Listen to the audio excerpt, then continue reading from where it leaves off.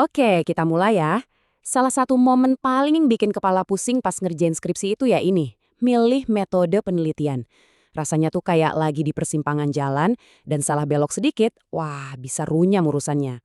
Dan biasanya mentoknya itu di satu pertanyaan yang kelihatannya simpel banget. Tapi jawabannya bisa bikin kita bengong berhari-hari. Aku enaknya pakai kualitatif atau kuantitatif ya? Pertanyaan singkat, tapi kecemasannya itu loh dalam banget. Sejujurnya, yang bikin pusing tuh seringnya bukan karena kita nggak tahu definisinya ya kan, tapi karena ada ketakutan-ketakutan ini. Takut salah pilih, takut nanti pas bimbingan dicecar sama dosen, takut judul sama metodenya nggak nyambung, dan yang paling horor nih, udah ngerjain setengah jalan, ternyata harus ganti semua dan mulai dari nol. Saya paham banget perasaan itu.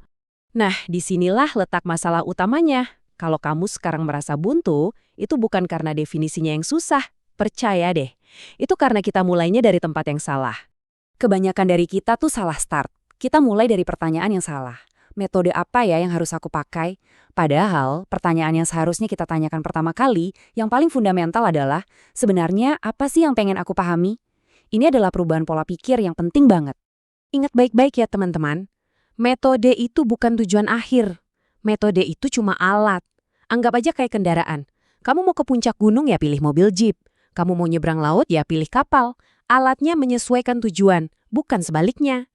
Oke, sekarang kita masuk ke intinya. Coba deh lupain dulu definisi-definisi kaku dari buku teks.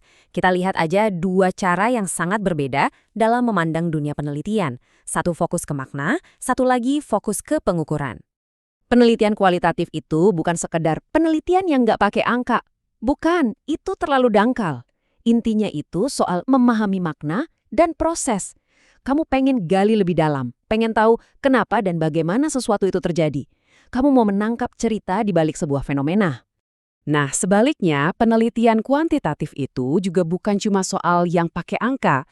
Tujuannya adalah untuk mengukur pola dan hubungan. Di sini, kamu mengubah realitas menjadi data yang bisa dihitung, biar bisa lihat tren dalam skala yang lebih luas, dan bisa ngetes, bener nggak sih A berpengaruh ke B?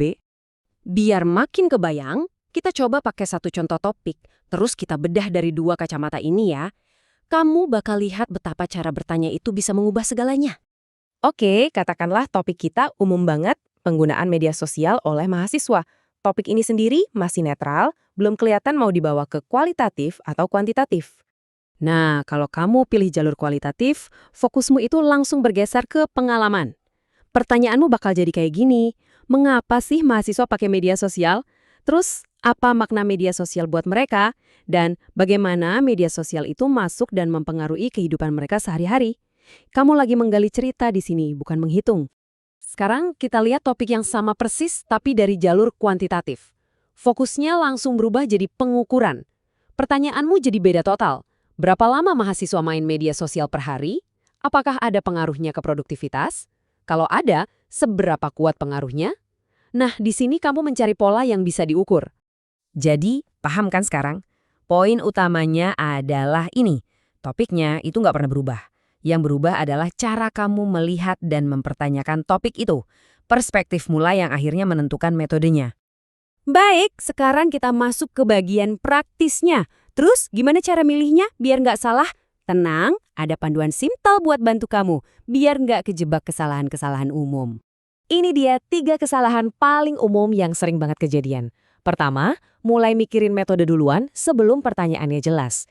Kedua, milih metode cuma karena ikut-ikutan teman atau karena lagi ngetren. Dan ketiga, ini yang paling bahaya. Judulnya nggak sinkron sama metodenya. Contoh, judulnya memahami makna tapi pakainya kuesioner kuantitatif. Wah, ini red flag banget buat dosen pembimbing. Jadi, cara yang benar gimana? Cuma 2 langkah sederhana ini. Pertama, perjelas tujuanmu. Coba tanya ke diri sendiri, aku nih mau memahami sebuah pengalaman atau mau mengukur sebuah hubungan? Kalau yang pertama, itu kualitatif. Kalau yang kedua, itu kuantitatif. Terus, langkah kedua, coba bayangin data kamu nanti. Bakal berupa cerita dan teks atau berupa angka dan skor? Nah, dari situ aja udah jelas banget kan arahnya kemana. Oke, sekarang kita sampai di bagian yang paling bikin cemas. Apa sih yang sebenarnya dicari dan dinilai oleh dosen pembimbing kita? Gini, metode terbaik itu bukan yang kelihatannya paling keren atau yang dicap paling ilmiah. Bukan itu poinnya. Metode terbaik adalah metode yang paling jujur dan paling pas sebagai alat untuk menjawab pertanyaan penelitian spesifik yang udah kamu buat. Jujur dan pas, itu kuncinya.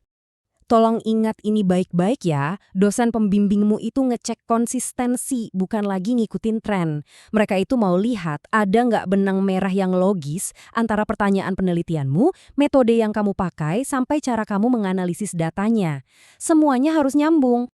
Jadi, sebelum kamu pusing mikirin kuali atau kuanti, coba berhenti dulu sebentar. Tarik nafas dan tanyain satu pertanyaan yang paling jujur dan paling mendasar ini ke dirimu sendiri. Apa sih yang sebenarnya pengen aku ketahui?